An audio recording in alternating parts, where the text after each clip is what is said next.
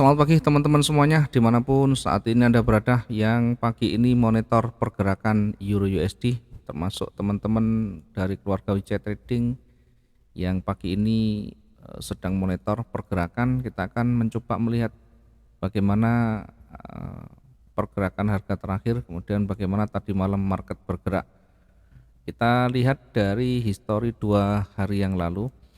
Dari 2 hari yang lalu pergerakan buy dan sell-nya hampir berkekuatan seimbang ya. Tidak ada tren yang cukup kuat. Ya, dua-duanya ada kekuatan, naik turunnya hampir sama, maka kita sering sampaikan ketika dua-duanya ada kekuatan, hati-hati di situ akan siksak kembali. Sebelum ada tren, sebelum ada dominan kita bisa mengikuti, kita bisa mengamati dulu. Yang kemarin kita lihat dari pergerakan kemarin ya, kita lihat dulu seperti ini. Ada 2 level di sana, ada level di atas, ada level di bawah yang terdekat di sini. Ya, selagi berada di area ini nanti akan siksak. Ketika dia keluar dari zona ini berarti kita ada peluang di sana. Bahkan yang tertinggi di sini, ya, ringnya berada di sini. Di antara ini harus breakout. Contoh misalkan ketika bergerak naik dia tidak naik, tidak bisa breakout, di bawah kita breakout, masuk posisi sell di sini. Ketika masuk posisi sell, targetnya di mana? Di sumbunya, di sumbu terdekat di sini, atau dekat-dekat dengan di sini ya. Bergerak berapa? Nah ternyata sudah lebih dari 100 ya. Target di euro ini ambil 60 hingga 100, 60 hingga 80 lebih dari cukup, atau 68 poin, 68 pip. Mungkin di 4 digit itu yang kita jadikan sebagai acuan, itu sudah lebih dari cukup kalau di pagi-pagi, apalagi euro pergerakannya tidak se ekstrim emas. Dan yang kita gunakan adalah trading harian. Per transaksi harus kita sudah batasi, harus kita sudah tentukan. Jangan terlalu jauh bermimpi dengan profit yang besar ketika kita menggunakan day trading ya. Bedakan dengan long term trading, bedakan dengan swing trading. Ya, sedikit banyak ketika kita entry ya kita harus sudah batasi ya. Sekali lagi sebagaimana filosofi dari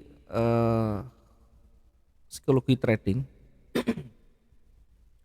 sering kita sampaikan, jangan pernah tolak rezeki ya. Kapan kita exit, kapan kita entry, itu yang harus kita pahami. Masing-masing karakter dari pair, dari pasangan mata uang itu harus kita pahami sehingga kita tidak salah di dalam menentukan entry dan exitnya, termasuk exitnya ya.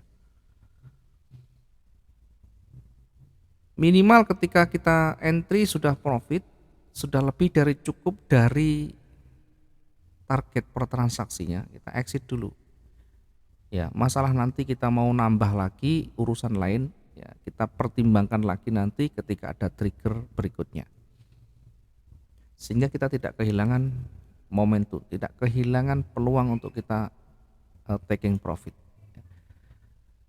Karena ketika sudah panjang bergeraknya, ini breakout panjang, ini bahkan mendekati ringnya, sama hanya dengan ringnya, bahkan 1 hari sudah selesai. Bayangkan ketika satu candle sudah mampu mendekati ring harian, sehingga ini bisa menjadi sinyal, menjadi petunjuk ring terpenuhi, bisa menjadi berbalik kembali atau reversal. Tentu nanti dilihat tanda-tanda di sana, apakah ada penolakan, apakah ada gagal breakout, apakah ada pergantian warna dan sebagainya, kita perhatikan. Kemudian naik lagi, bahkan level terdekat ya yang barunya tidak dilewati, maka bisa memantul kembali. Ya, di bawah membentuk level baru lagi, sumbunya di sini. Perhatikan.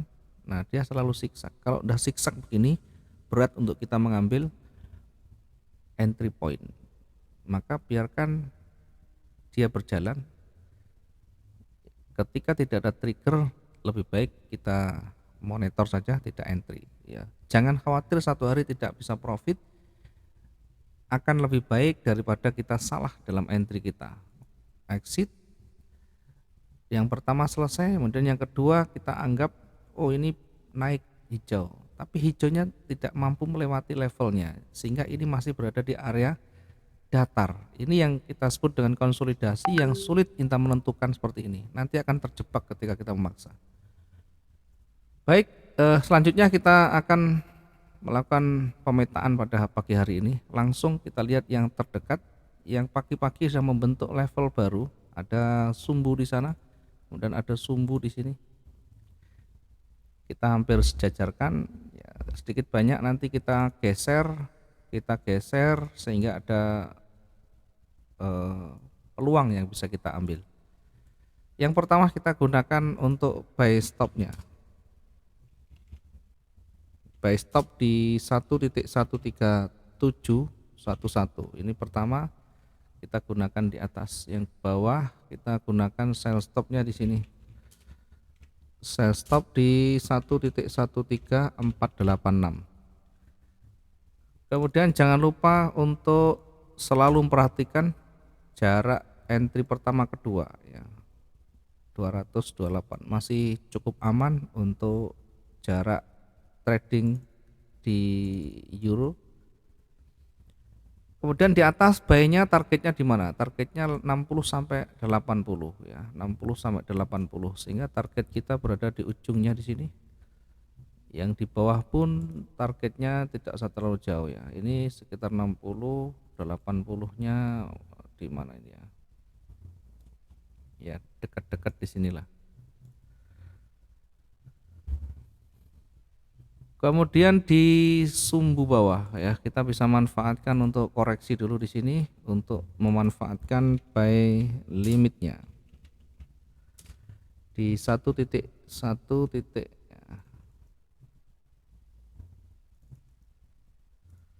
buy limit kita tempatkan di 1.13297.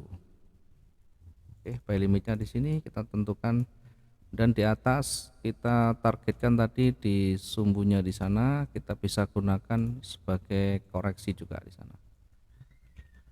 Sell limit di 1.13859. Selalu difahami ketika salah satu tersentuh, kemudian segera lakukan pembatasan resiko, segera lakukan antisipasi ya. Kalau misalkan yang tersentuh buy stopnya, maka yang terbawah di euro kita bisa tarik 150 hingga 200 untuk antisipasi. Atau kita bahkan bisa gunakan stop loss untuk membatasi ruginya. Semuanya hanya pilihan yang mana kira-kira kita cocok dan sesuai dengan karakter kita. Berikutnya, karena ini kecenderungan secara umum masih datar juga, trennya masih kuat naik.